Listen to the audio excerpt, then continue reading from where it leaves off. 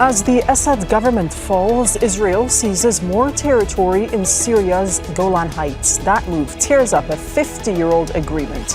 But Israeli far-right ministers say their country's borders should extend further to Damascus. So what are Israel's plans in Syria? This is Inside Story.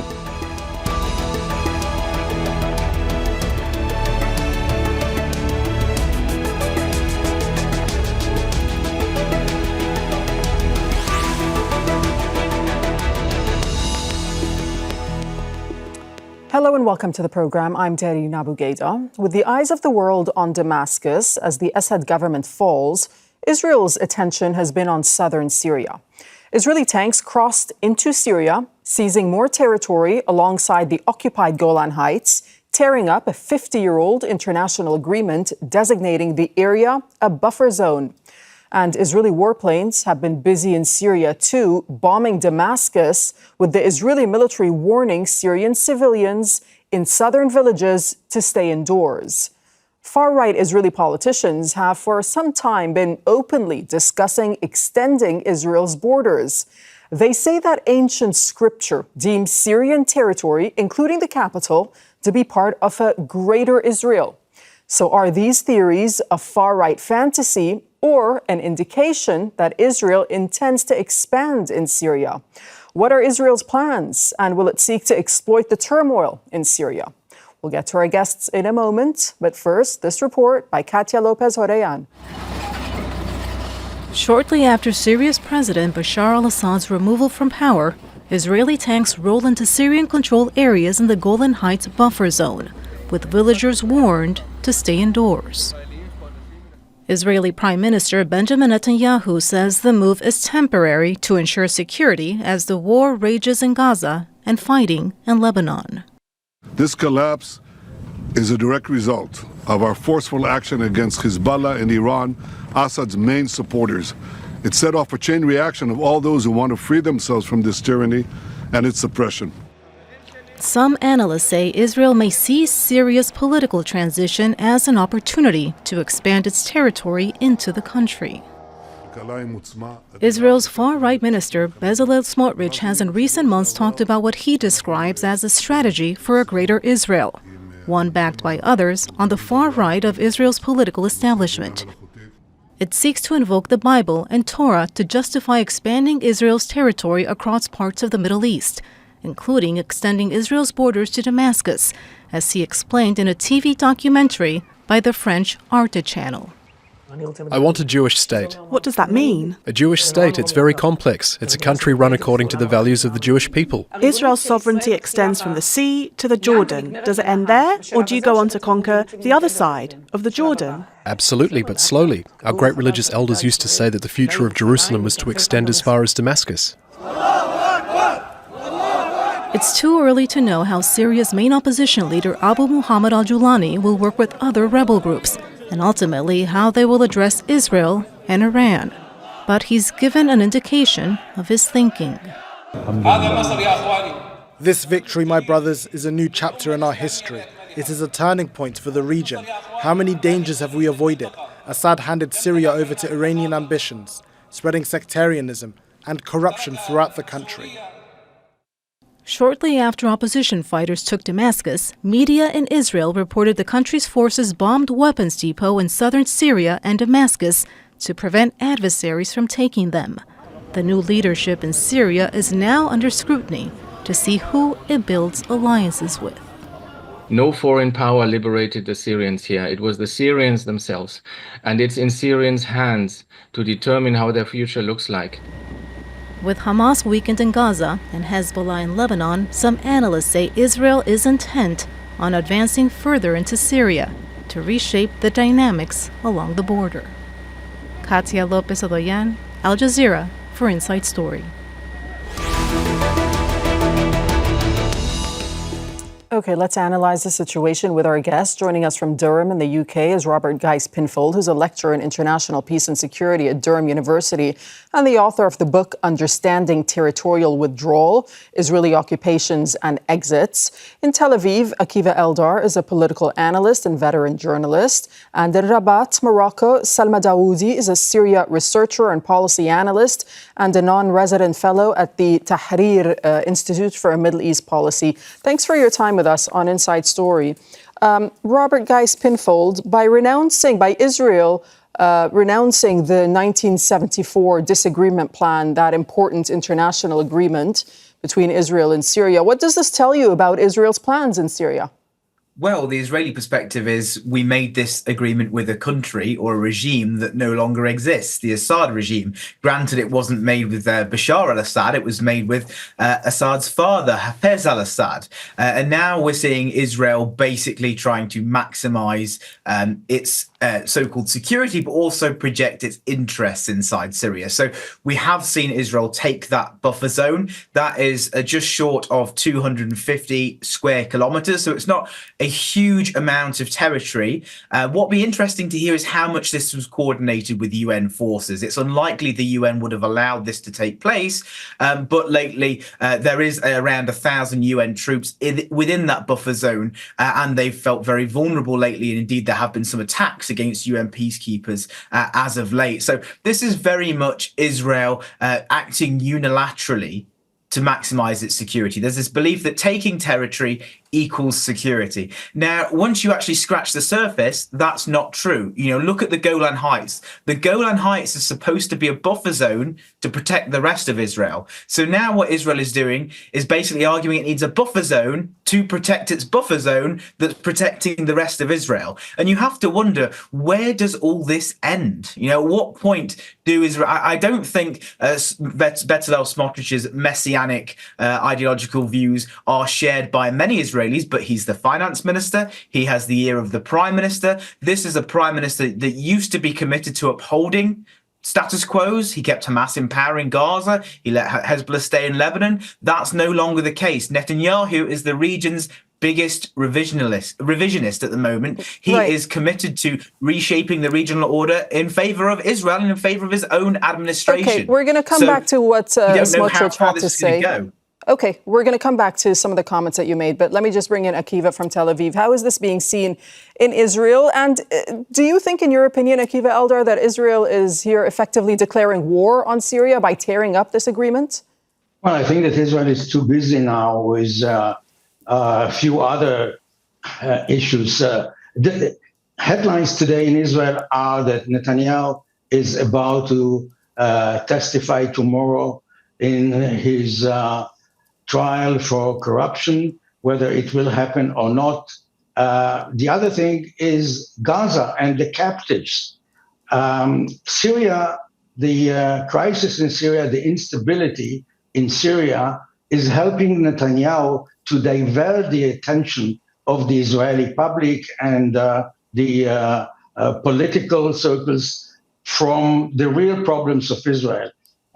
We have lived for many years with Syria on the Golan, with the support of Hezbollah and Iran. And I think that today Israel, from Netanyahu's view, Israel is in a much better position now that Israel is scoring points against Iran.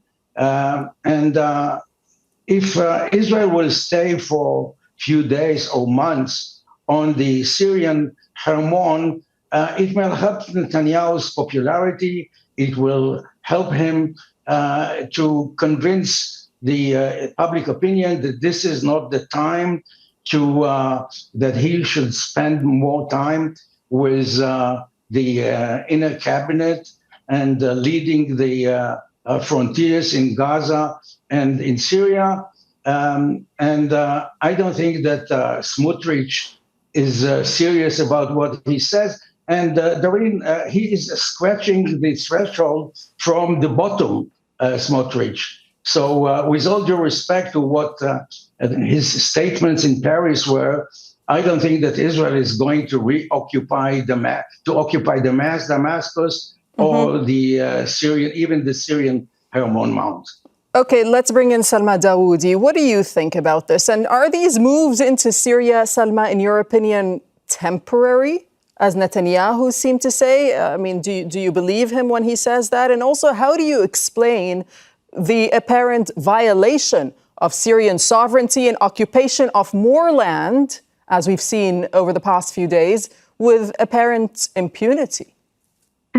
We're seeing Israeli tanks yesterday advancing in the southern governorate of Al-Qanaitara, firing artillery. And of course, Israel has regularly been striking Syria for the past weeks, months, and even years. So these aggressions in themselves are not new. But what we're seeing now is that Israel is trying to seize a strategic opportunity to make use of the power vacuum that has been left by the fall of the Assad regime, noting that the Assad regime was a weak regime, and so it was in a way easier to deal with because it was predictable for Israel. So we might also think about how Israel perceives perhaps the formation of a new government in Syria, especially if it is one that is democratically elected, and how it might position itself. And so by already trying to stretch the illegally occupied zones in the Golan Heights, by trying to use similar arguments to further extend a buffer zone into another buffer zone, we're seeing sort of Israel trying to preempt perhaps any possible moves from the Syrian side. And it is trying to annex these areas of Syria, trying to bomb a lot of sites, both military but also civilian.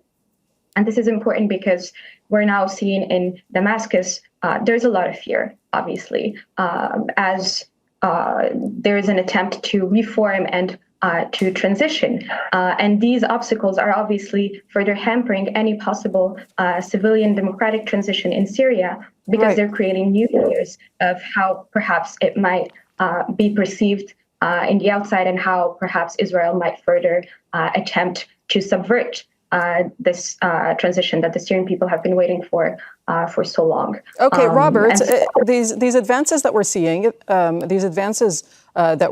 these aims at establishing a buffer zone to secure the occupied Golan Heights and to occupy further Syrian territory, who is the message that the Netanyahu government is sending a message to whom by making these moves? Well, I think the Netanyahu government just feels like it can. I don't think it's necessarily sending a message. It just feels like it can do this at the moment. This is not the Netanyahu government, as I was saying before, of October the 7th, 2023, that was committed to the status quo. Actually, I think Netanyahu quite liked the Assad regime being in power because it had someone whom it could talk to. It had an address. They didn't get on at all, but it felt like it could deter the Assad regime. The Assad regime was too weak to be a strategic threat to Israel, but at the same time, it was strong enough to keep its border well policed and safe. That is no longer the case, which is why Israel feels like it should advance. I don't think if the Syrian revolution had happened in a vacuum, Israel would have advanced because it would have felt like it couldn't. But this is a very different Israel, the Israel we're seeing today. This is an Israel that's occupying Gaza. It's an Israel that's occupied parts of Lebanon. It's an Israel that is now moving to occupy parts of Syria. So the decision-making is completely different from how it was before this recent regional conflagration. And as has been mentioned, Israel is also striking sites throughout Syria to stop, primarily probably to stop weapons from the regime falling into the hands of rebel groups or basically just going rogue on the black market. But it's not just Israel here as well. There's all sorts of other regional players. You have Turkey occupying northern Syria. You have a US presence in southern and eastern Syria. There are all sorts of external powers and players with their fingers in the Syrian pie, which unfortunately means I'm quite pessimistic about the Syrian people being able to peacefully determine their own future as they have a sovereign right to. Akiva, you seem to be somewhat dismissive of the comments that were made by Bezalel Smotrich when he said that the Jewish state should encompass all, not only Palestinian territories, but neighboring Arab territories like the Syrian capital, Damascus, Jordan, Lebanon, Egypt, Syria, Iraq.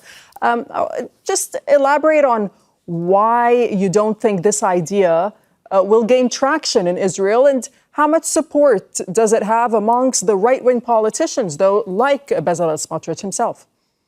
Well, I agree with Robert when he said that Israel is doing what it's doing because it can. But the question is, will Israel be able to do what Smotrich is inspiring once Donald Trump will take over? Now, the international arena is very chaotic, and Netanyahu is, as I said before, in a very problematic situation in his personal life, in his political life, and he depends on Smotrich.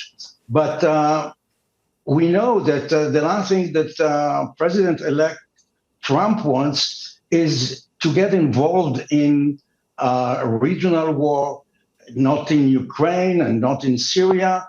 What he was about to do is to bring together Israel and Saudi Arabia.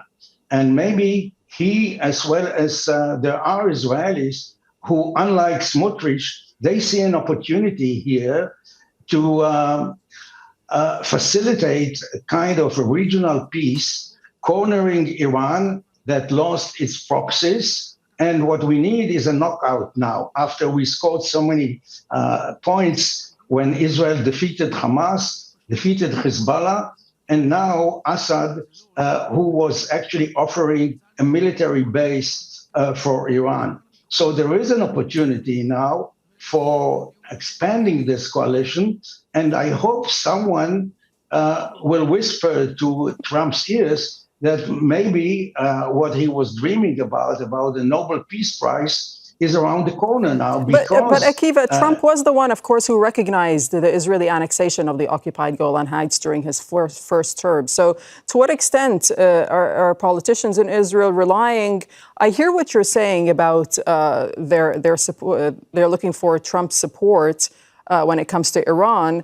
But to what extent are they relying on his support to sort of redraw the map of the region, which is something we've heard them speak of before?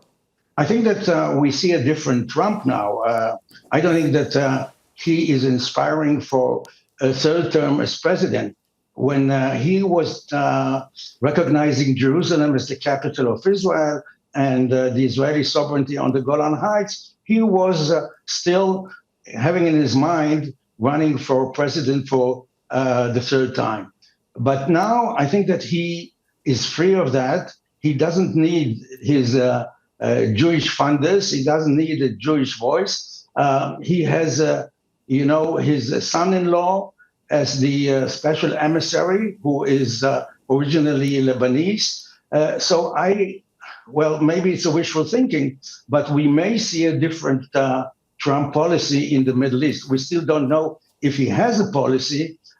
His candidate for the national intelligence, the head of the intelligence, said that Assad is a very nice guy, and there was never a chemical attack on civilians in Syria. So we really don't know what is going to happen in January, but I think that there is a great opportunity for Israel to forget about the Smotrich's kind of dreams and to get down to real business and try to reach out to our real allies. Let me bring in Salma once again. Talk to us, Salma, about the opposition in Syria, the new administration, and how it is going to deal with these, what we're currently seeing, these expansionist plans of Israel inside Syrian territory. I think the power dynamics currently are quite complex, and there's a huge need to sort of reform, to disband, and to try to ensure that there is a civilian transition of power within Syria. This is obviously very much complicated by the Israeli aggression because it forces the continuation of armament, and we're seeing sort of huge fragmentation as well within the groups that have fought to topple the regime, because a lot of these groups have not been ideologically aligned. They've sort of pragmatically tried to work together in order to advance militarily. But now we're probably going to see a lot more cracks within this unity. And so how to respond to Israel's aggression now, while there are lots of urgent priorities in Syria, is quite complicated. We're still seeing detainees being released from prisons, the inability to logistically reach out to those, the need to provide stability, to restore public services. So there's a lot of fragmentation on the governance level. Okay, so while the opposition, Salma, while the opposition then is busy, as you're saying, dealing with sort of the internal issues as a result of the fall of Damascus and so on and so forth, then do you think that Israel is going to use that to its advantage and to continue to secure what it calls these buffer zones inside Syria? I think it might continue to do so, especially since we need to contextualize the forces and the capabilities that the opposition has, because it does not have the Russian Air Force that the Assad regime used to have. It does not have Iran's support as of yet. So it is a significantly more diminished version of the Syrian army that we're seeing. And if it was able to sort of make advances on the ground, it is much more unlikely to respond at the moment to Israel, because it does not have the capacities to do so. So Israel is probably going to seize that in order to continue making advances, which is why it is important to be reminded of the illegality of that move and of the need to protect Syria's sovereignty, even at the international community's level. Robert, what do you think about this and the way that the opposition, the new administration, is going to deal with this going forward? And should they be doing something about it right now? Well, I think they frankly have bigger fish to fry at the moment. Obviously, in an ideal world, they'd be wanting to do something about it. It's not exactly a great way to start a new administration by giving up large parts of your territory to foreign powers. But I also think that's just the reality of Syria at the moment. As I say, Turkey is occupying a significant amount of Syrian territory in the north. Its proxy groups are stretching out there. You have the Kurds in the east, who have been de facto autonomous for a long time now. You have a US presence in the south, and now you have this Israeli presence as well. But we still need to see what this new regime in Syria will look like. We don't know whether it will be a democracy. We don't know who will be leading it. We've heard about a new prime minister, but that's as far as we've got so far. We know there'll be some sort of transition, but we don't know what Syria will look like, not just internally in terms of its constitution, but also geographically by the end of this. Because yes, you can have lines on a map, but for a very long time now, those lines on a map have not corresponded to actually who controls what in Syria, who's in charge. The Assad regime is gone, but even at its more recent height, it was only controlling around 2/3 to 75% of Syrian territory. So the sad reality is having occupying forces in Syria is nothing new. And I doubt it's going to be just Israel, and I doubt it's going to end anytime soon. Okay, but on that point, Robert, and by expanding that buffer zone, as Israel calls it, I mean, how likely is it then it makes any negotiations over the return of Syrian territory more difficult in the future? Because, of course, the occupied Golan Heights will then be surrounded on both sides by areas with significant Israeli influence. Well, Akiva will be able to talk about this better than myself, but one of the key things the settlement movement in Israel prioritizes is something called facts on the ground. Basically, changing realities on the ground, regardless of what international law or what foreign powers say. So there is kind of a strategic utility from that point in taking another buffer zone, because, as I say, then the negotiations don't become just about the Golan Heights that Israel occupies and annexed, or de facto annexed, but they become about Israel saying, okay, we can leave the buffer zone if you let us have the Golan Heights or most of the Golan Heights. So it is a power grab or a land grab in that strategic sense. The question is if Israel stays. There's been plenty of times in the past where Israel has occupied foreign territory. If it leaves very quickly, that's not a game changer. The question is how long this occupation lasts, and I wouldn't listen to statements by Israel's leaders as anything indicative there. Israel, for example, in 1985 created a security zone in southern Lebanon, taking Lebanese territory south of the Litani River. The defense minister at the time, Shimon Peres, said it would be the IDF's last winter in Lebanon, and Israel didn't leave for another 15 years. Right. So the proof, we'll just have, time will tell is the long and short here. We'll have to see whether Israel really does demonstrate any intent to leave. And if it doesn't, it could be there for a very long time. Akiva, do you want to weigh in on this? Yeah, actually, I have to remind you, Dareen, and the viewers, that in 2007, Israel struck the Syrian nuclear reactor. And this is very clear message that it's not about a buffer zone. If Syria had the nuclear facility, the nuclear bomb, today we were in a different ballgame.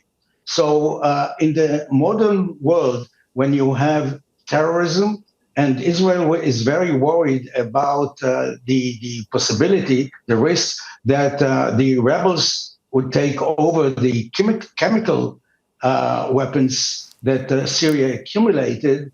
So a buffer zone is yesterday's news. And I think that Israel needs to build a new coalition. And the key, as always, is the Palestinian problem, the occupation. And once Israel would realize this, everything is possible. Okay, Salma, final word to you. You were talking about this a while ago, about the sort of vacuum that's been created now. And we know there were Russian troops that were stationed in that sort of border area where they were a guarantor, so to speak, of the Assad government's security. But since Moscow abandoned these positions, what sort of vacuum has that created in that area?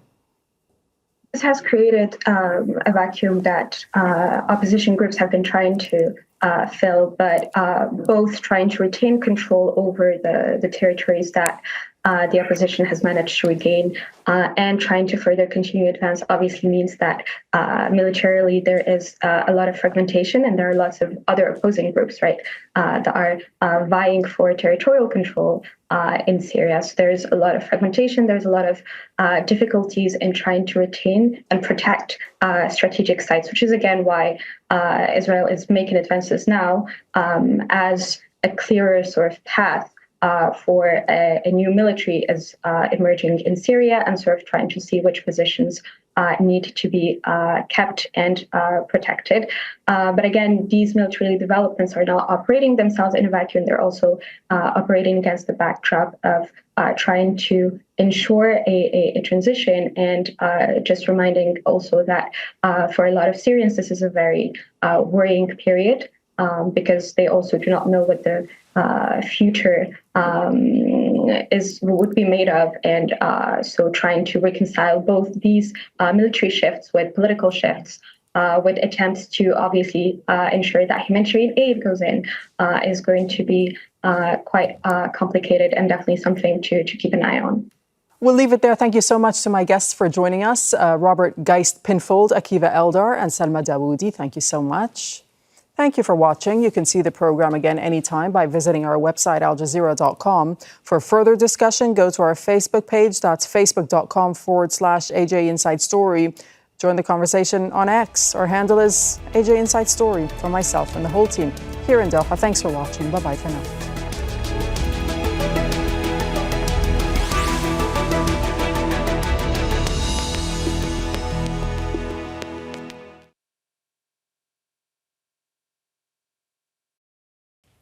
Make sure to subscribe to our channel to get the latest news from Al Jazeera.